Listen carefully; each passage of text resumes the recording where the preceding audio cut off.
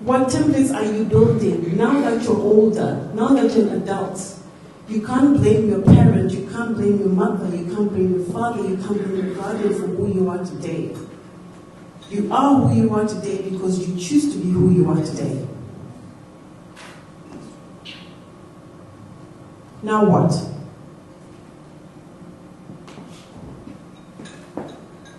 How are you growing? Are you actually growing? I'm not talking about growth in terms of finances, I'm not talking about growth in terms of life in general. I'm talking about growth for you as a person. Are you growing? Are you reflecting on every single thing that you say that you do, every action that you take? Are you growing? Are you growing in your marriage? Remember, you're also an individual in an institution. Are you growing? Is your marriage stifling you?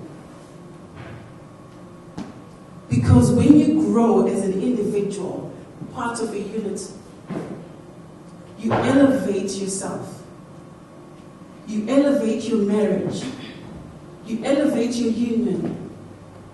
But it starts with you as an individual. Are you growing? Are you reflecting on your life? Are you looking back to see, where am I getting this wrong for myself?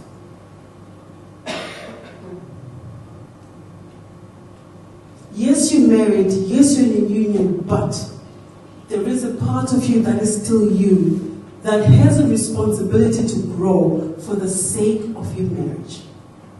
If your marriage is not growing, then you're not growing.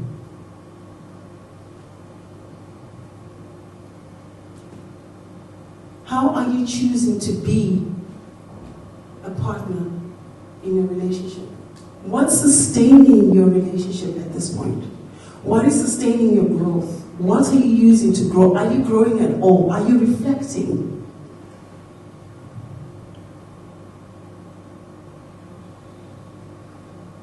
If you're reflecting and if you're growing, where did you get that from?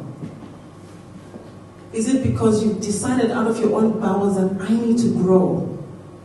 Or you've taken it from somebody else?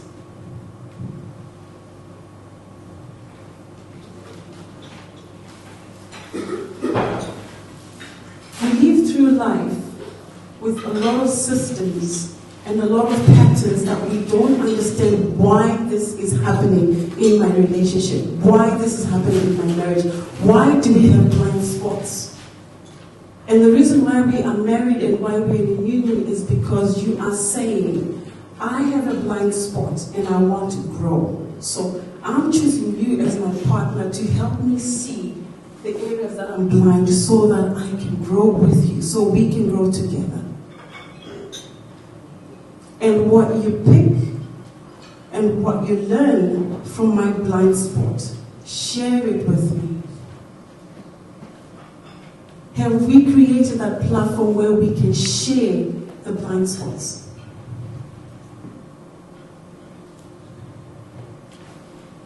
Vulnerability. It's already been spoken about. I won't say much about it. But the world needs people that are vulnerable to actually understand it. A lot of men carry burdens, heavy burdens on their shoulders. And sometimes we tend to move from a grandiose point of view where there's this grandiosity to say, I'm a man, I provide. Where did you learn that from? When it comes to difficulties, when it comes to challenges, do you use grandiosity to cover your shame? Women, do you use your grandiosity to cover your shame? Because grandiosity and shame run parallel to each other. You use one to hide the other. And yet, when there is communication, you actually create a platform where you are actually open and honest, and you're vulnerable. Have you created that platform for your partner to be vulnerable with you? Are you not going to use whatever they're sharing that's vulnerable against them? And we do that. When we're angry, when we're upset, we do that. But that's where vulnerability stops. Growing up, men are supposed to be strong. Men are not supposed to cry. This is what we are taught.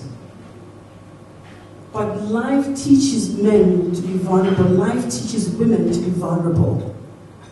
And it's up to the two of you to create that space for that vulnerability to be open, to be shared, to be understood, to make sense of it.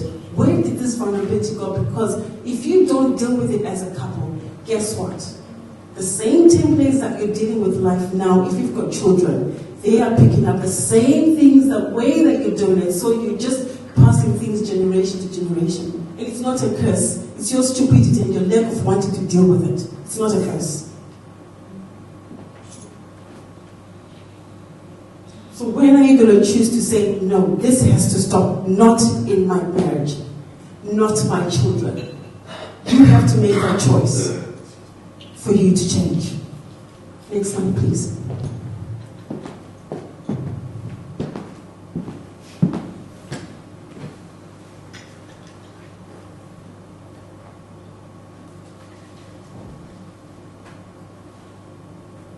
Would you like to open it?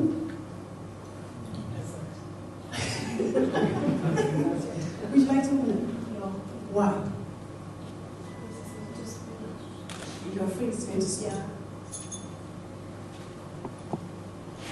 Would you like to open it? No. Why? The same reason that because you're shaking it, so it was less feel when I opened it. So it was automatic. This is how we deal with communication in our marriages. You're so afraid to speak because you know that your partner is actually going to burst out.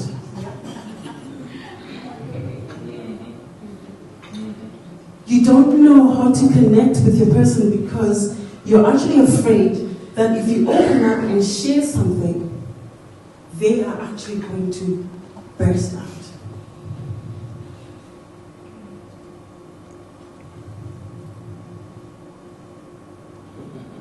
So for the sake of progress, let me just keep quiet. Yes. Or you just say, placate and say, you know what? Yes, my love, everything that you're doing is correct. Go for it. Oh, I love that. Go for it. You know there will be blind spots. You know there will be blind spots. And this is how we deal with communication. You're actually afraid to open up because you are afraid of the reaction. You know the reaction that you're going to get. So you choose to, you know what, I'm going to keep quiet. Let them fail. Let them do what they have to do. Let her learn the hard way. Let her learn the hard way. And we do that every single day. And now we wonder why we are the way that we are. Why the resentment? Why the separation? Why the lack of communication? Is because we know that if I open my mouth and say something, I'm not going to get the support or the reaction that I'm supposed to get. Where did you pick that from? You must have picked that from somewhere. Because we're talking about relational life here, aren't we? If you've not chosen to develop yourself and not make decisions to grow yourself, you've picked it up from somewhere. So are you living a template of your mother's marriage? Are you living a template of your father's marriage? Are you living a template of your uncle's marriage? Are you living a template based on tradition? Are you living a template based on religion? Do you even understand the basis of religion? Ask yourself those questions. There are 5 negative emotions that we tend to build templates on. And it's anger, hurt, guilt, shame, and fear. These are the negative emotions that govern communication. How do you deal with them? And when you're dealing with negative emotions like that, you deal with them based on who you've seen and who you've heard deal with it as when you were a child. What did you observe? That when the husband is struggling, I just deal with it and act like I can't see it. When my wife is struggling, I just sit there and watch TV and watch movies. Children are a responsibility for husbands, not for women. When a child grows, they look up to their father. Girls look up to their father. How am I going to be strong? Mothers are taught to teach us about love, about how we engage, about how we communicate. But in terms of real life circumstances, real life situations, it's fathers. Because fathers, you carry the prophetic burden to look after your family. Say that again. Say that again. Your children look up to you to grow. Your girl child looks up to you to grow. Your son looks up to you to grow.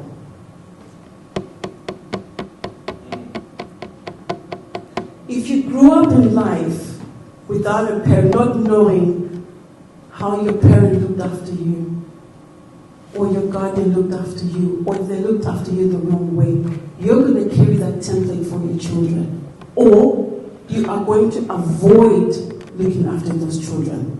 You're going to avoid advising those children how to be men and how to be women.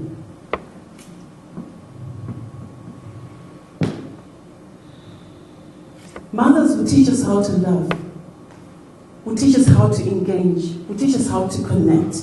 But in terms of the realities and the issues of life, that's a father's responsibility.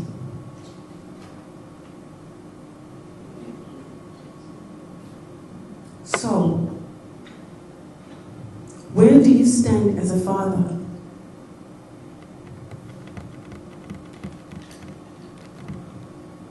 When children grow up, there's two things. They will either grow up saying, this is what I saw my father did, girls particularly. So I'm going to go and look for a man that resembles my father.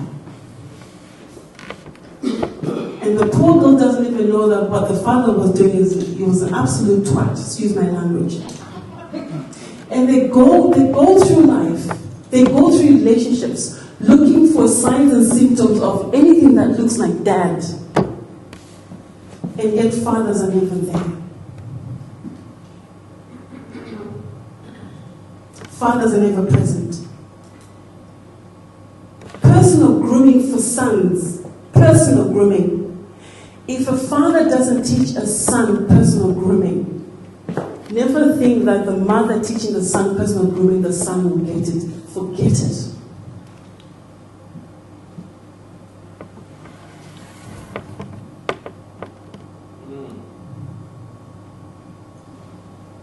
How you deal with all of this is in your hands as a couple. Women help. Women are not responsible. Women help. Men, you are accountable and you're responsible. Women help you in your accountability and in your responsibility to be a man and to move into the call of God for your life.